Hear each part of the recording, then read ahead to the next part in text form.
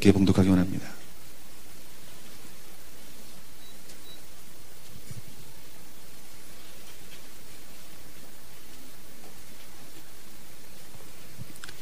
신명기 5장 7절부터 10절까지 말씀입니다.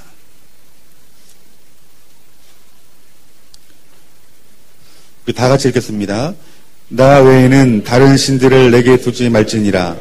너는 자기를 위하여 새긴 우상을 만들지 말고 위로 하늘에 있는 것이나 아래로 땅에 있는 것이나 땅 및 물속에 있는 것이 어떤 형상도 만들지 말며 그것들에게 절하지 말며 그것들을 섬기지 말라. 나 내 하나님 여호와는 질투한 하나님인즉 나를 미워하는 자의 죄를 갚되 아버지께로부터 아들에게로 3, 4대까지 이르게 하거니와 나를 사랑하고 내 계명을 지키는 자에게는 1000대까지 은혜를 베푸니라. 아멘. 오늘 신명기 5장 7절부터 우리 10절까지 말씀을 통해서 제사는 전통인가 우상숭배인가라는 제목을 가지고 여러분들과 은혜를 나누기 원합니다.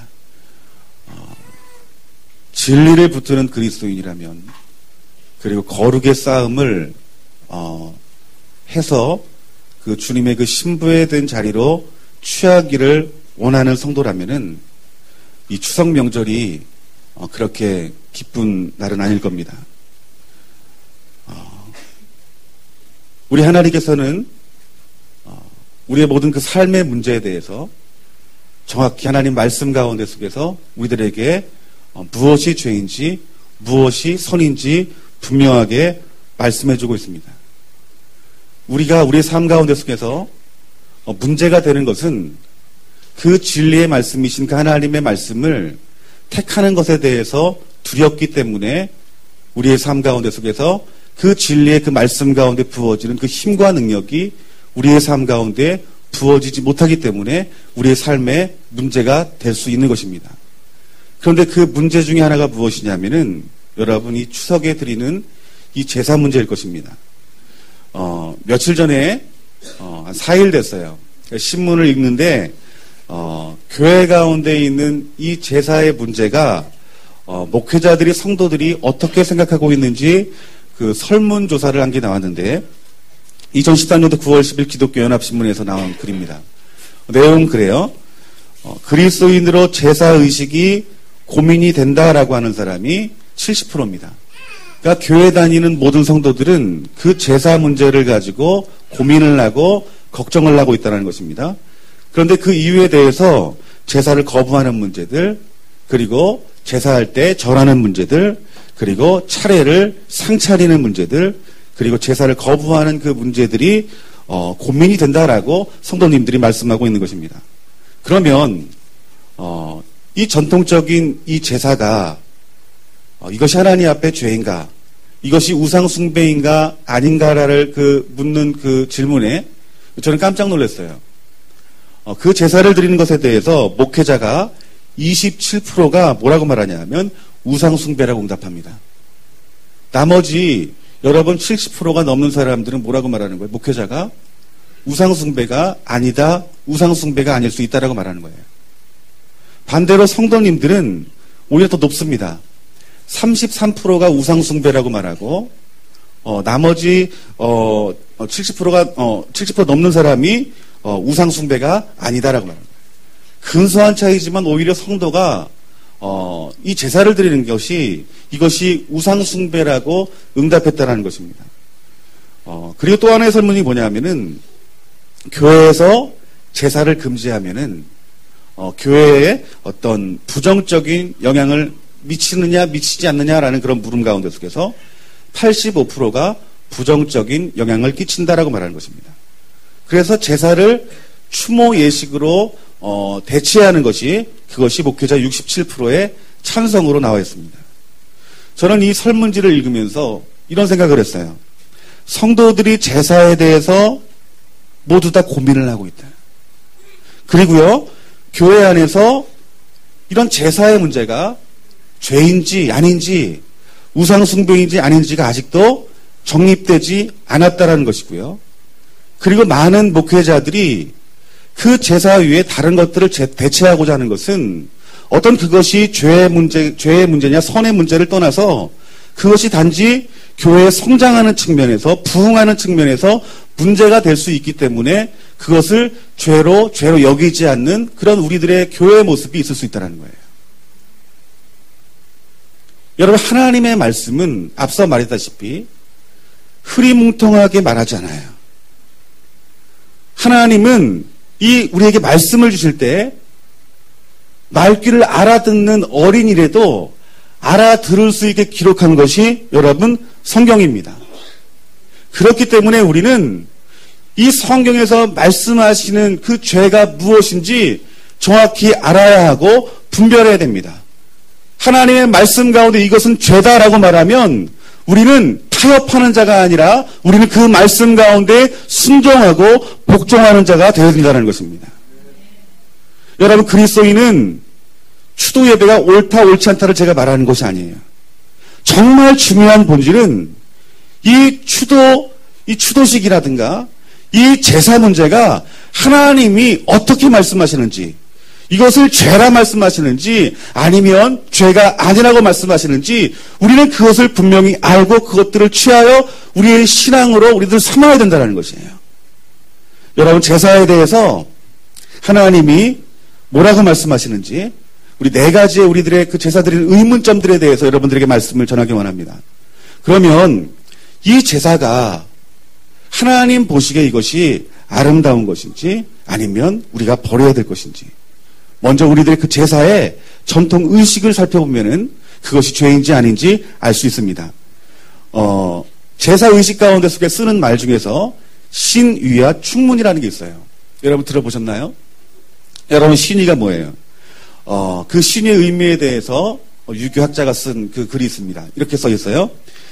신위는 고인의 영혼을 모시는 것을 말합니다. 신위는 고인의 사진으로 하되 사진이 없으면 지방으로 해도 좋습니다.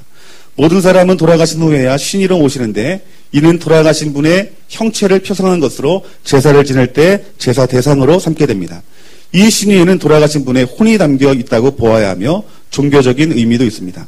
이들 위에 신이 깃드는 것으로 믿고 있으며 제사의 본뜻이 고인이 별세한 날을 추모하는 의식이므로 그 추모하는 정을 제대로 고취하려면 고인의 생전의 모습을 그대로 나타난 사진을 올리는 것이 좋습니다. 여러분, 이 신위에 대해서 뭐라고 말합니까?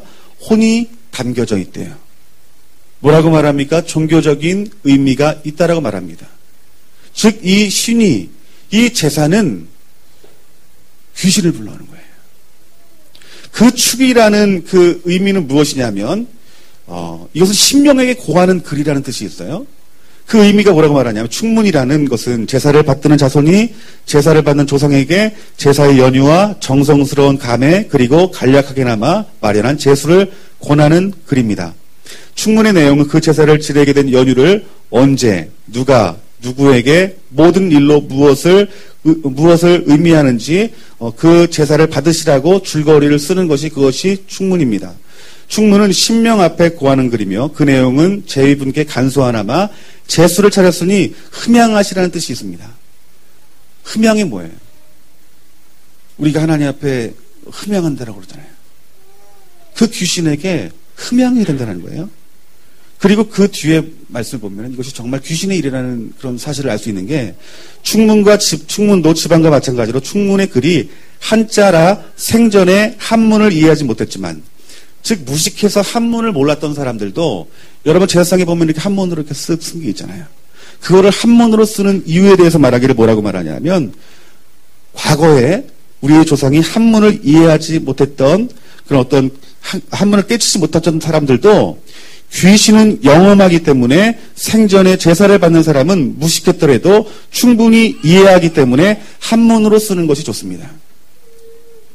여러분이 제사의 그 용어를 보면은 이것은 분명히 주술적인 행위라고 말하고 있어요.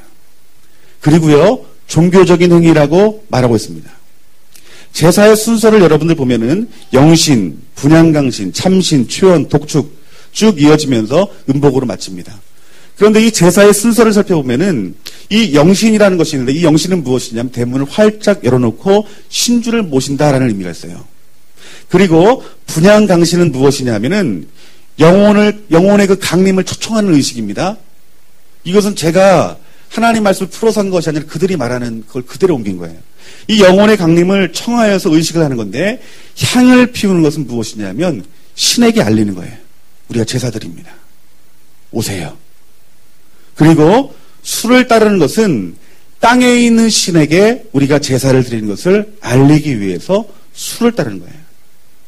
한문은 뭐냐 하면은 그 초청한 귀신이 이 자리에 와서 함께 식사하는 시간을 갖는다라는 의미를 갖고 있고요. 사실은 뭐냐 하면은 마지막으로 영혼과 작별 인사를 나누는 시간을 말하는 거예요. 여러분, 이처럼 제사에 쓰여지는 그 단어나 그리고 제사의 순서를 보면은 여러분 영적인 의미가 있습니다. 여러분, 이 제사는 단지 전통적인 예식이 아니에요. 여러분, 제사는 주술적인 의미가 있습니다. 여러분, 이 주술의 의미는 곧 우상숭배를 말하고 있는 것입니다.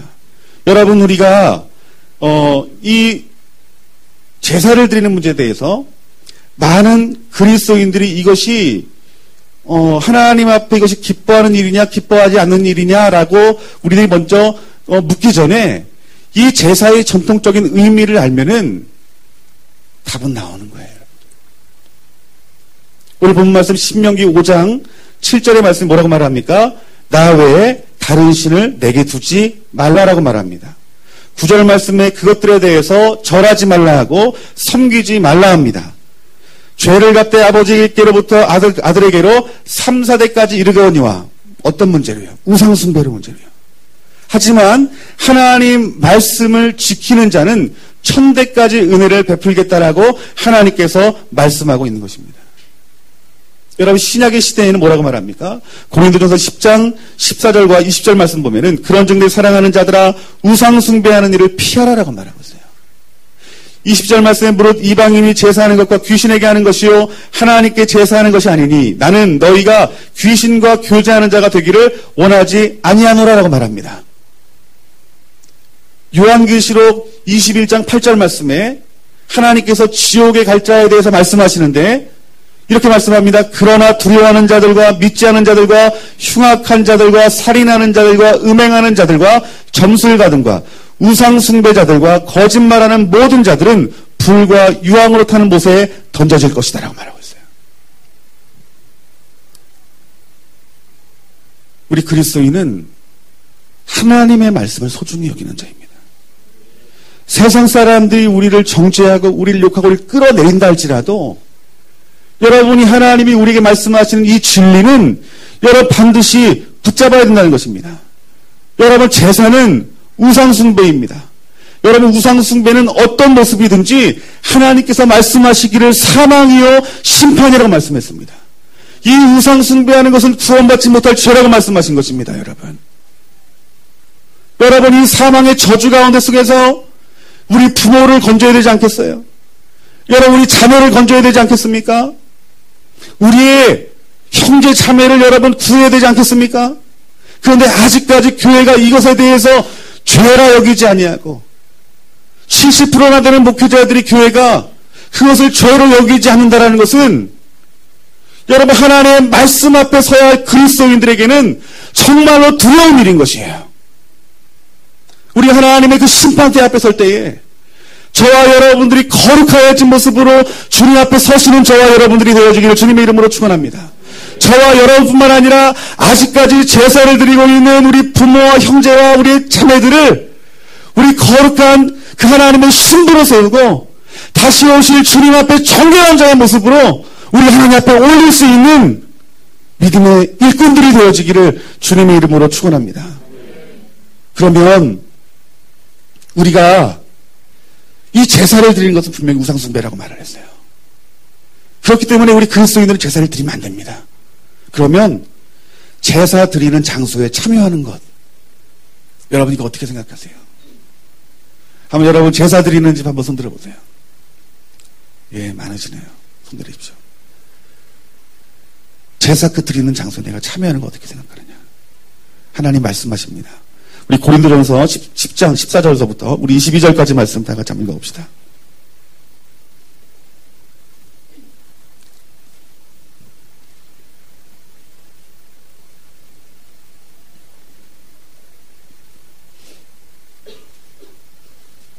14절 말씀 먼저 읽겠습니다. 시작.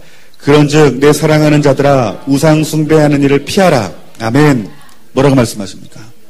우상 숭배하는 것들을 피해라 라고 말하고 있어요.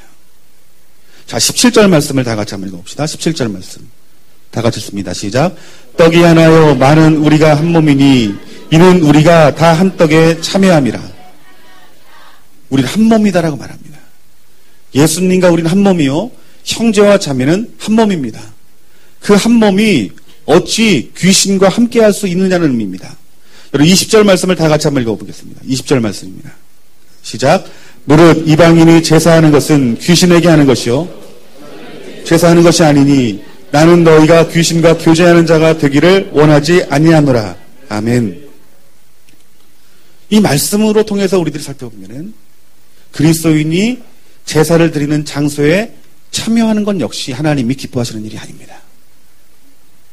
그러면 우리의 삶 가운데 그럼 우리는 어떤 모습으로 어떤 것들을 결정해야 될까요? 여러분들이 그곳에 어쩔 수 없이 참여한다라면 여러분 영적으로 전신갑주를 입어야 됩니다. 그 보혈의 능력을 힘입어야 됩니다.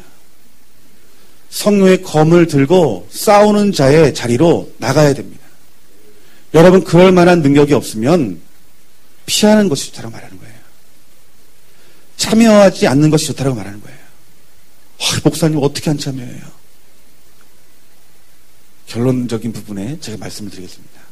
하나님 말씀 뭐라고 말합니까? 제사에 드리는 그 장소에 참여하는 건 역시 하나님이 기뻐하지 않는다. 그러면 세 번째로 제사의 음식은 여러분 먹어도 될까요? 먹지 말아야 될까요? 먹지 말아야 된다라고 생각하시는 분 한번 손 들어보세요. 네, 손 내리시고요. 먹어야 된다. 나만 들었네요. 우리 하는 말씀을 한번 찾아봅시다. 고린도전서 10장 25절 말씀.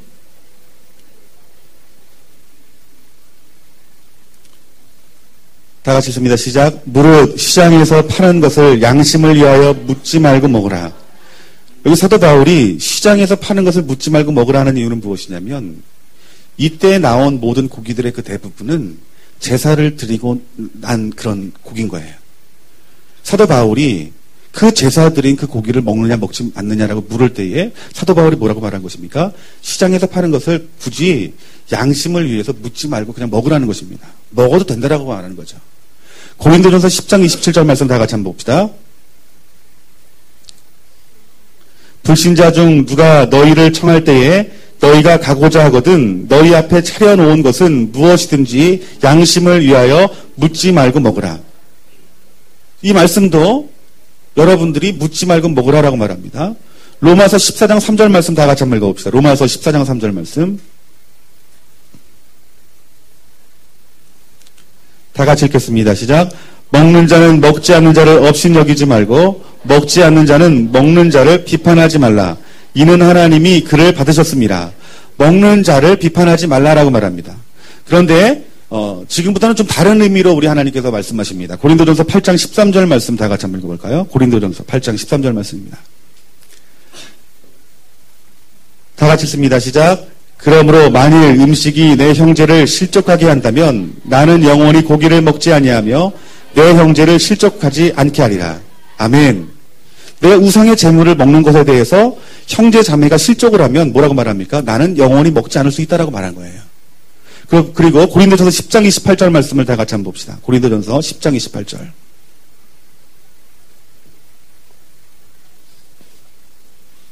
다 같이 읽습니다. 시작. 누가 너에게 이것을 재물이라 말하거든 알게 한 자와 그 양심을 위하여 먹지 말라. 여기서는 우리 하나님이 이것이 우상의 숭배다, 우상 숭배한 재물이다 먹어라 하면은 먹지 말라라고 말하고 있어요. 이 성경에서 보면은 이 사도 바울이 먹어도 된다라고 말하는 구절이 있고 먹지 말라고 한 구절이 있어요. 여러분 이것은 무엇이냐 하면은 이 우상 숭배한 이 음식들은 그 먹고 마시는 그 문제보다 그 형제와 자매의 그 사랑에 더 위를 두고 있다는 것을 알 수 있어요. 그러니까 형제 자매에게 그것이 마음의 시험이 되면 먹어도 되고 그것이 정죄가 있으면 먹지 않는 것이 옳다.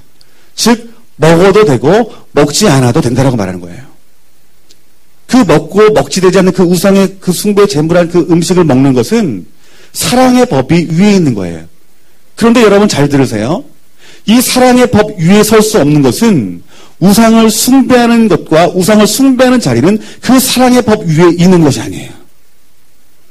그러니까 우리가 추석에서 제사를 드릴 때 우리가 제사를 드리고 우리가 제사에 참여하는 것은 그것은 형제 사랑의 그 위에 둘 수 없는 것입니다.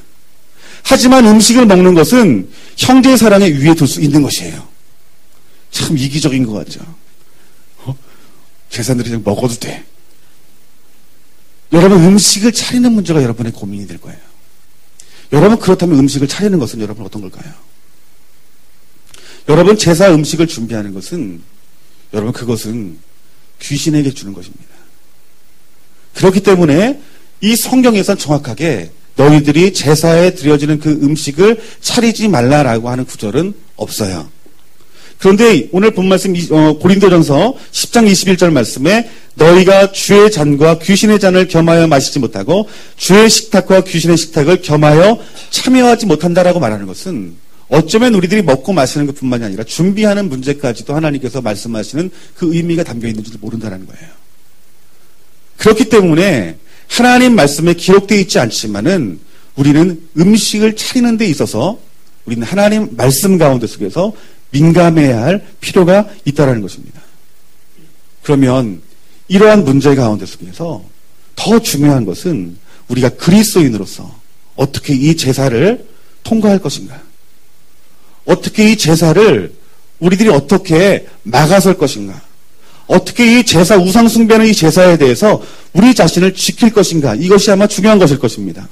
여러분 에베소 6장 12절 말씀 보니까 현대인의 성경이 이렇게 말합니다. 우리는 사람을 대항하여 싸우는 것이 아니라 하늘과 이 어두운 세상을 지배하고 있는 악한 영들인 마귀들을 대항하여 싸우고 있습니다라고 말하고 있어요. 그러니까 우리가 제사를 드린 그 제사는 그 제사를 드린 아버지와 싸우는 것이 아니에요. 어머니와 싸우는 것이 아니에요. 큰아버지와 싸우는 것이 아닙니다. 우리 아버지와 싸우는 것이 아니에요. 성경에서 말하기를 우리의 싸움은 혈과 육의 싸움이 아니요 사람들과의 싸움이 아니요 뭐라고 말합니까? 세상을 지배하고 있는 악한 영들인 마귀들과 대항하여 싸우는 것이다라고 말하고 있는 것입니다. 여러분 제사는 그 뒤에 배우가 누가 있는 거예요? 귀신이 있는 거예요. 악한 영들이 있는 것입니다. 그렇기 때문에 우리가 싸워야 할 대상은 뭐예요? 제사를 드리는 사람이 아니라 제사 뒤에 그 영광을 받기 원하는 그 귀신들과 싸우는 것이 우리 그리스도인의 삶의 목적이라는 거예요. 그런데 문제가 무엇이냐? 우리 쫓아내지 못한다는 거예요. 쫓아내지 못하는 이유가 뭘까요, 여러분들? 마가복음 9장 28절에서 29절 말씀 보니까 집에 들어가심에 제자들이 종용이 묻자오되 우리는 어찌하여 능히 그 귀신을 쫓아내지 못하였나이까? 예수님 뭐라고 대답하십니까? 기도 외에는 다른 것으로 이런 유가 나갈 수 없다라고 말합니다. 악한 영들과 우리들이 싸워 이기려면은 기도밖에 없다라는 것입니다, 여러분. 여러분 우리가 제사를 드릴 때에 우리가 그 제사를 주관하고 있는 부모에 대해서 두려운 마음이 있어요. 시부모님에 대해서 두려워하는 마음이 있어요. 형제 자매에 대해서 같이 만나는 것에 대해서 불편하고 두려워하는 마음이 있어요. 그런데 정말 우리 마음 가운데 가장 큰 부담을 가져야 될 것이 여러분 무엇인 줄 아십니까? 내가 영적인 전쟁에 참여하지 않는 나에 대해서 여러분 불편해야 되는 거예요. 그 추석 명절 이틀 3일 운동 얼마나 불편해하고 얼마나 그것을 죄로 여깁니까? 근데 문제는 무엇이냐면은 그 제사 끝나고 나서는 그 제사를 드리는 그 영적인 그 문제에 대해서 전혀 기도하지 않는다는 거예요. 여러분 그 이틀의 그 제사를 위해서 여러분 남은 날들을 여러분 예수 그리스도의 일을 붙들고 제사드린 여러분의 가정을 위해서 여러분 기도해야 됩니다, 여러분. 그 저주를 끊어내는 금식하는 기도들이 여러분 삶 가운데 속에서 부어져야 된다는 거예요. 여러분 그 영적인 싸움이 1년이 걸릴 수 있고 5년이 걸릴 수 있고 10년이 걸릴 수 있는 거예요, 여러분들. 저도 그 제사를 경험했어요. 어렸을 때 제사를 드리러 큰아버지 집에 가면은 그 어린 나이에 주일학교 말씀을 듣고 제사 드리는 건 죄야라고 말했기 때문에, 절하면 우상숭배라고 말했기 때문에 절을 안 하려고 했어요. 그런데 저는 어떻게 배웠냐면, 절만 안 하면 되지 다른 건 다 해도 된다는 거예요. 그래서 뭐 제사 음식을 만드는 것도 괜찮고, 제사에 거의 참여하는 것도 괜찮고, 그냥 절만 안 하면 돼요. 그런데 절을 안 하는 그 시간 그 자리에서요, 어린 나이인데도 얼마나 눈치가 보이는지 몰라요. 초등학생인데도요. 큰아버지 다 절합니다. 그 다음에 이제 자녀들이 하는데, 나는 안 해야 되는 줄 알기 때문에 서 있는데, 할아버지 얼굴 봤다가, 큰아버지 얼굴 봤다가, 큰아버지, 할아버지 눈을 부라리면서 이러고 있고요. 어머니는 이영 집사님이 하면 안 된다고. 얼마나 못할 노릇이에요. 안 합니다. 그런데 안 하고 나서 그것이 승리한 게 아니에요, 여러분들. 안 하고 난 집에 돌아가도 그 귀신의 저주 안에 있는 우리 가족들은 어떻게 해요, 여러분들? 매일매일 기도하는 거예요. 하나님, 우리 제사 드리지 않게 해주세요. 하나님, 우리 형제들 예수님 믿게 해주세요. 하나님, 큰아버지들, 큰어머니들 예수님 믿게 해주세요. 놀라운 일이 생깁니다. 2년, 3년, 4년, 5년 지나고 나니까 그 8남매 중에요, 한 사람씩 예수님 믿기 시작하는 거예요. 결국에는요, 지금 한 20, 30년이 지난 것 같은데, 지금 모든 분들이 예수 그리스도를 구주로 영접하고 그 자리에서 하나님 앞에 가족끼리 감사 예배를 드려요. 여러분, 우리가 그 자리를 피한다고 해가지고 그 제사가, 그 제단이 무너지는 게 아닙니다, 여러분들. 여러분, 가족 가운데 속에서 그 우상 숭배하는 그 제사의 자리가 여러분 무너지는 것을 보기 원한다면, 그 가족 중에 한 사람이 영적 전쟁을 해야 돼요. 여러분, 이 말씀을 들으신 분은 하나님이 여러분을 영적인 전쟁을 하는 자리로 부르시는, 초청의 자리로 부르심을 취하여 여러분 아멘 하시는 저와 여러분들이 되어지기를 주님의 이름으로 축원합니다. 여러분, 그 진리의 말씀들이, 여러분 제사는 우상 숭배입니다라고 그 진리의 말씀을 우리가 선포하게 되면은요, 부딪힘이 있어요. 그 마음으로 제사하는 자리에 가게 되면은 부딪힘이 있습니다. 그런데 무엇과 부딪히는 거예요? 우상 숭배와 하나님 말씀과 나 외에 다른 신을 섬기지 말라는 그 말씀, 그 진리와 부딪히는 거예요. 여러분, 차와 차가 부딪힙니다. 그런데 조그만 티코하고 큰 덤프트럭이 부딪히면은 여러분 뭐가 상하겠어요? 조그만 차가 상합니다. 영적인 것도 마찬가지입니다. 그 진리의 말씀을 우리들이 붙들고 세상의 죄와 부딪혀버리면 무엇이 남을까요, 여러분? 진리가 남아요. 하나님 말씀이 남아요. 우리가 그 진리의 말씀을 이루는 시간이, 우리가 생각하기에는 그 빠르면 좋겠지만은 하나님의 시간이 있습니다. 하나님이 그 제사를 드리는 것에 대해서 그 진리의 말씀으로 우리들이 부딪힐 때에 우리는 1년이면 끝났으면 좋겠다라고 생각할지 모르겠지만 저처럼 10년, 20년이 지날 수 있어요. 하지만 분명히 여러분들이 기억할 것은 죄보다 주님의 말씀이 더 강하다라는 거예요. 우상 숭배하는 것보다 예수 그리스도 입에 나오는 그 말씀이 더 능력이 있다는 것입니다, 여러분. 오늘 저와 여러분들의 마음 가운데 속에서 이제 제사를 피하는 자의 자리에 있는 것이 아니라 하나님 그 제사를 영적인 문제로 보고 귀신의 일로 보고 악한 영들의 일로 보고 내가 영적인 전쟁하게 하여 주시옵소서. 한 사람의 그 의인의 그 부르심에 순종할 때에 하나님이 동역자를 붙여줄 거예요. 여러분의 자녀를 동역자로 붙여주실 것이고, 생각지도 못하게 여러분의 어떤 형님의 아내들을 통해서 여러분들에게 붙여줄 것이고, 동역자를 붙여줄 것입니다. 그리고 그 땅을 조금씩 거룩한 땅으로 만드실 거예요. 그런데 그 거룩한 땅으로 만들 수 있는 사람들은 영적인 전쟁에 참여하는 자입니다. 여러분, 성경 66권은 영적인 전쟁에 대해서 하신 말씀들이에요. 그런데 이 66권에 있는 그 영적인 전쟁은 단 한 번도 우리 하나님이 실패한 전쟁이 없어요, 여러분들. 우리가 손가락질을 받고 욕먹고 네가 자녀냐, 네가 어디에서 나왔냐, 그런 소리를 들을지 모른다 할지라도 하나님께서는 반드시 말씀을 이루시고 말씀 가운데 역사하신 능력을 저와 여러분들에게 보여줄 줄 믿습니다. 아멘. 그리고 두 번째 능력이 있습니다. 두 번째 우리들이 취할 능력은 영적인 전쟁을 해야 되고, 두 번째는 따라합시다. 부모를 공경합시다. 네, 부모를 공경해야 되는 거예요. 여러분, 제사를 드리지 않는 그리스도인들이 제일 많이 듣는 말이 뭐냐면은 제가 앞서 말했던 것처럼 너는 부모도 없냐는 거예요.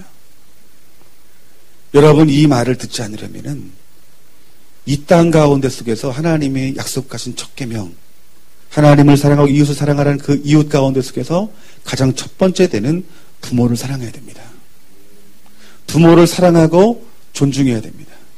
그 사랑의 법이 이 땅 가운데 속에서 우리 가족 가운데 부어지게 될 때에 저주가 끊어지는 거예요, 여러분들.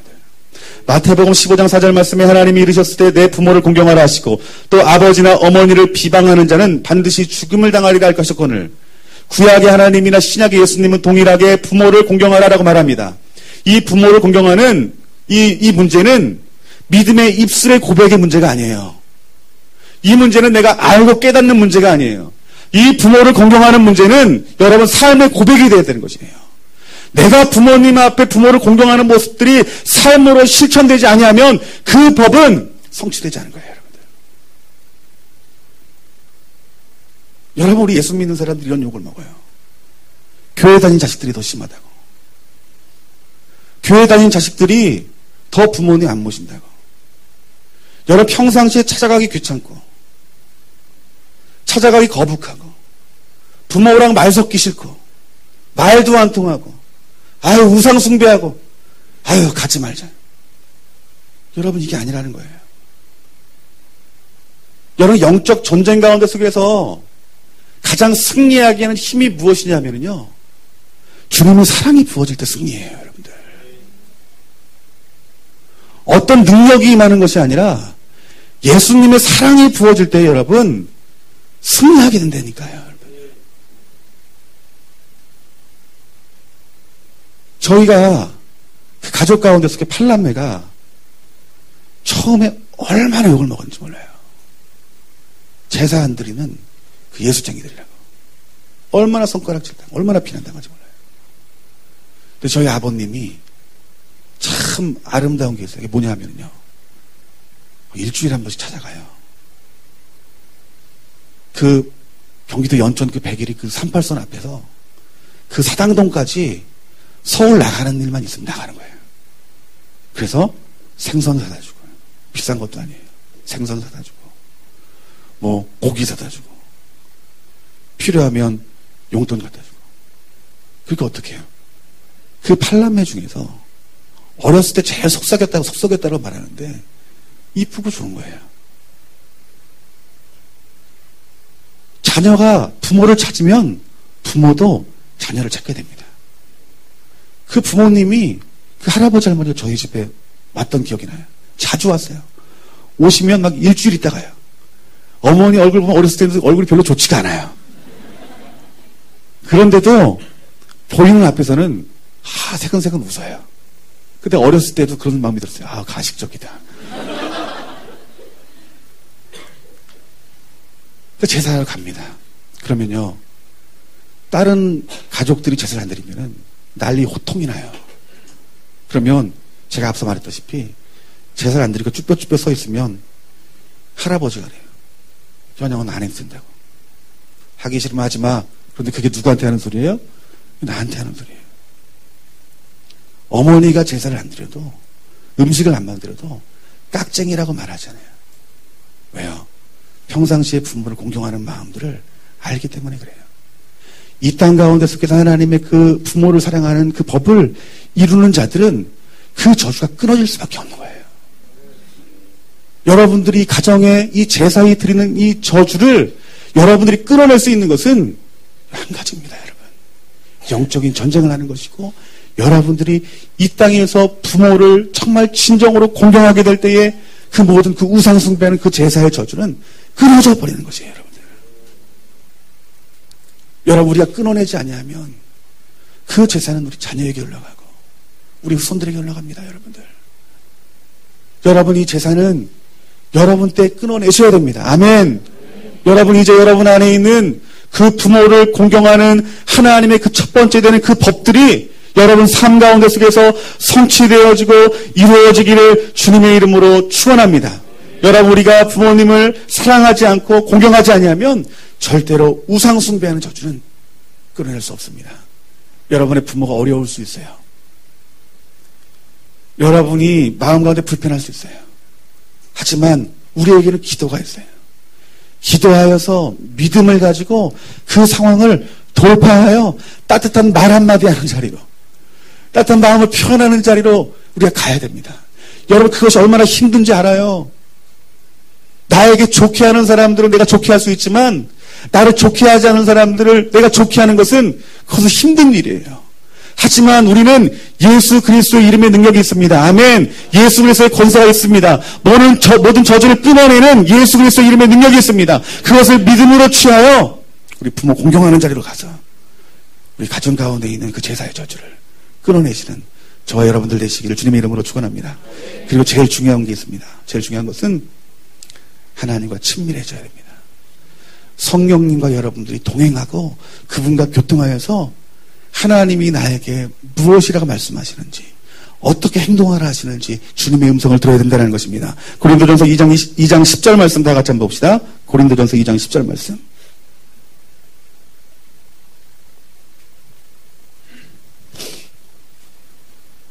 다 같이 씁니다. 시작. 오직 하나님이 성령으로 이것을 우리에게 보이셨으니 성령은 모든 것 곧 하나님의 깊은 것까지도 통달하시느니라.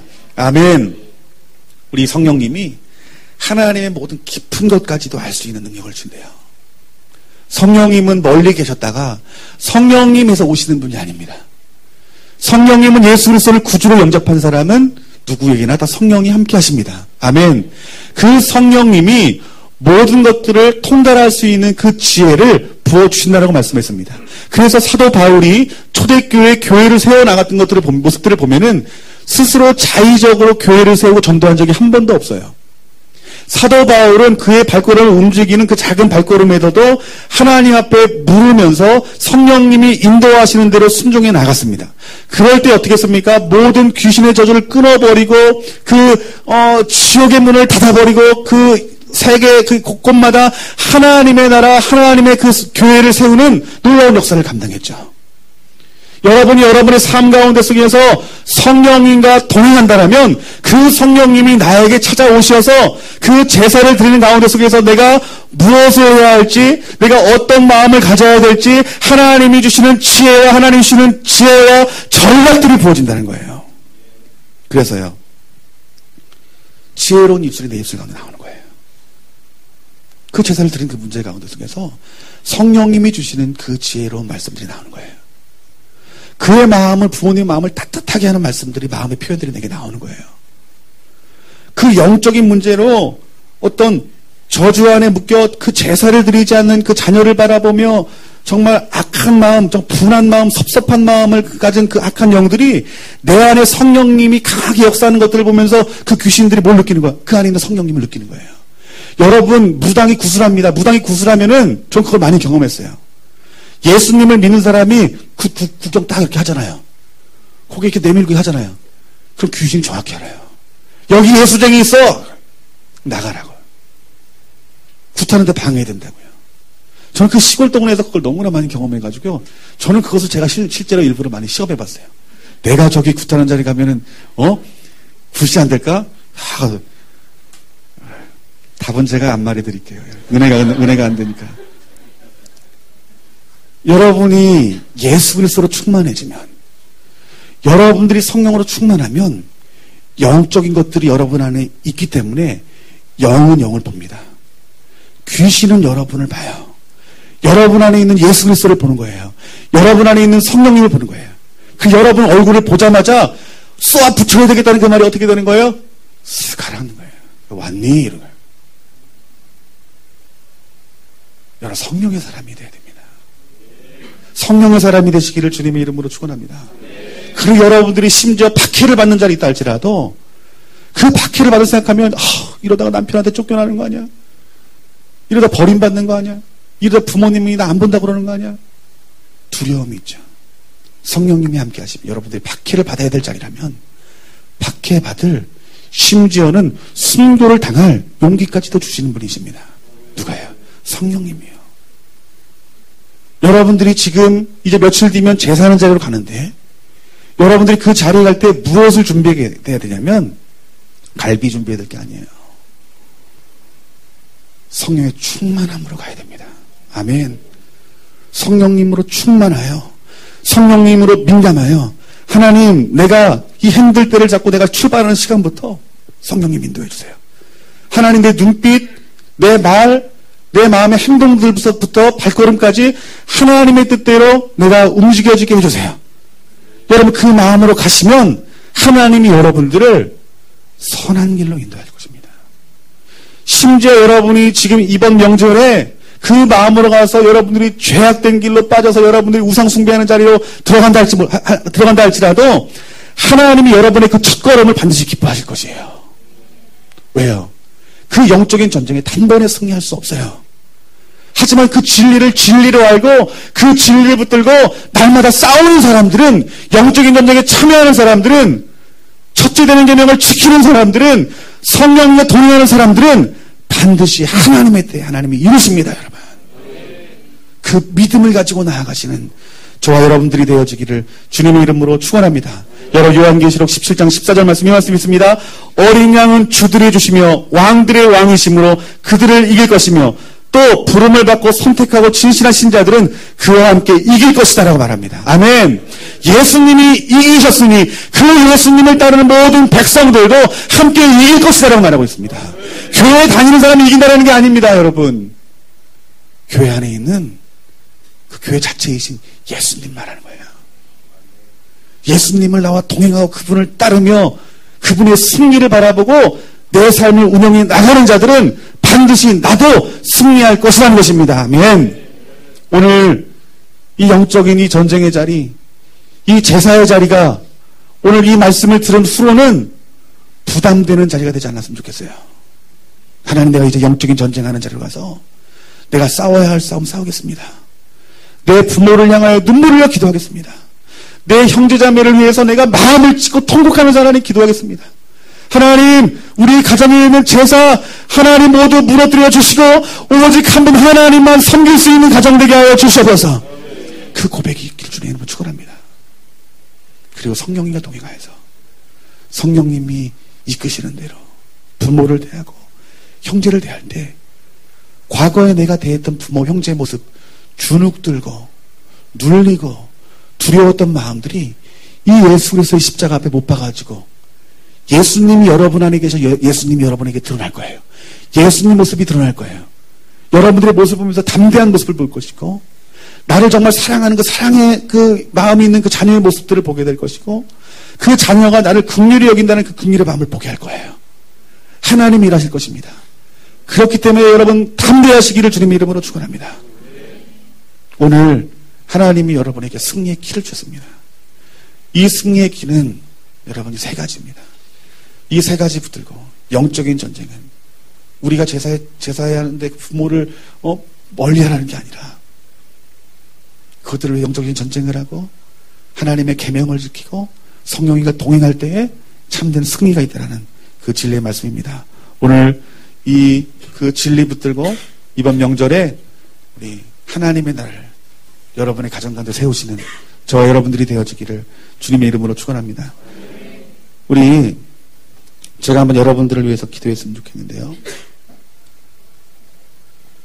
혹시 제사를 드리시는 분들 한번 일어섰으면 좋겠어요. 그냥 믿음으로 일어섰으면 좋겠어요. 뭐 주변 사람 생각하지 마시고 다른 사람들을 우리 신경 쓰지 말고 일어섰으면 좋겠습니다. 예, 잘하셨습니다. 우리 여러분이 제사는 특별히 추수는 그 추수의 그 기쁨과 감사와 조상에 대한 그 감사는 여러분 그 우상숭배라는 그런 어떤 그 진리를 가로막는 이 대한민국 땅 가운데 있는 저주입니다. 여러분, 이날에 수많은 그리스도인들이 영적인 고통을 당하고 육신의 고통을 당하고 영육이 죽는 때예요.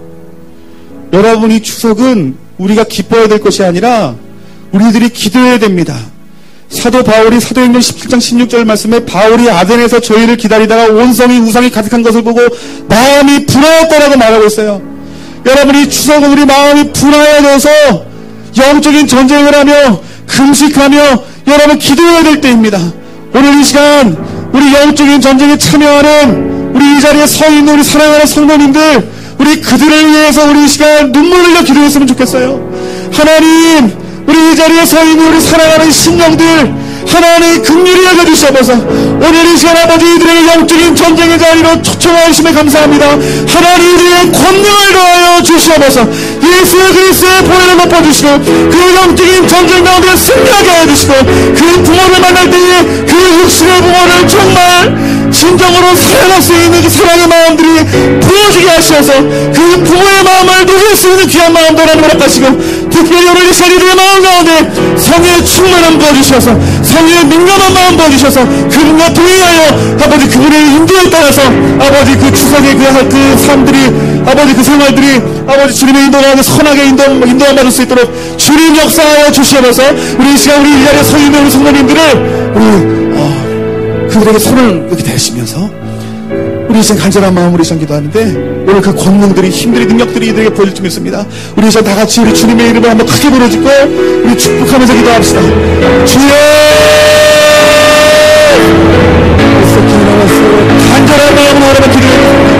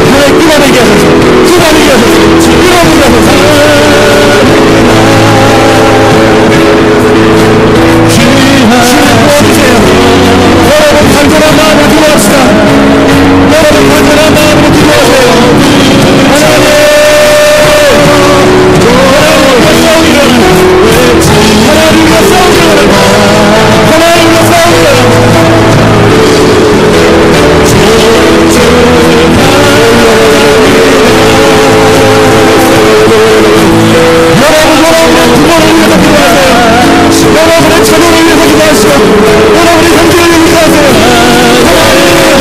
하나님 주시면 필요하시다.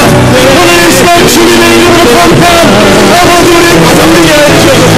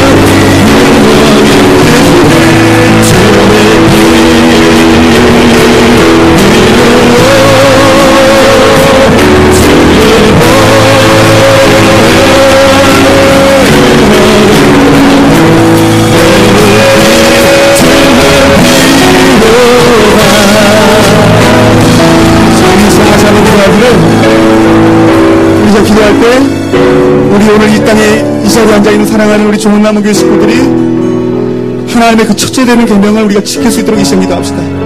여러분 잘 기억하세요. 하나님을 사랑하는 법은 여러분 이웃을 사랑하는 법과 같이 나가는 것이에요. 여러분들 여러분 내가 온전한 신앙인지 온전하지 않는 신앙인지 알 수 있는 것은 하나님을 사랑한다고 말하면서 이웃을 사랑하지 않는 것은 그것은 거짓말하는 것입니다. 여러분 하나님을 사랑하는 자들에게는 하나님이 부모를 사랑할 수 있는 마음을 주시고 이웃을 사랑하는 마음을 반드시 주십니다. 여러분 오늘 이 시간 간절한 마음을 기도할 때 내 안에 우리 이웃을 사랑하는 마음, 특별히 우리 부모와 형제를 사랑하는 마음이 없으면 이 시간 회개했으면 좋겠어요. 하나님 내가 그리스도인으로서 마땅히 해야 할 그 첫째 되는 그 계명을 지키는 자가 되어지길 하나님 간절히 원합니다. 하나님 그 제사와 그 형제자매와 그 부모의 그 과거의 아픔과 절망과 거절감으로 인한 모든 속임수들을 하나님 오늘 이 시간 내가 예수님의 그 성의 검으로 끊어냅니다. 하나님 오늘 이 시간 주님의 이름으로 내가 새 사람이 됐으니 새로운 마음으로 우리 부모님을 존경하고 새로운 마음으로 형제자매를 용서하고 사랑할 수 있는 귀한 마음 하나님 허락하여 주시옵소서. 오늘 이 시간 여러분 믿음으로 취하시고 믿음으로 취하시고 우리 사랑의 법을 가지고 우리 가정을 위해서 기도하는데 우리 부모와 우리 형제자매를 위해서 우리 애통하고 있는 걸로 하나님 내가 정말 그 부모들을 공경할 수 있는 마음 달라고 사랑할 수 있는 마음 달라고 이 시간 기도했으면 좋겠습니다. 우리 다같이 우리 주님의 이름을 다시 한번 크게 부르고 이 시간 기도합시다. 주여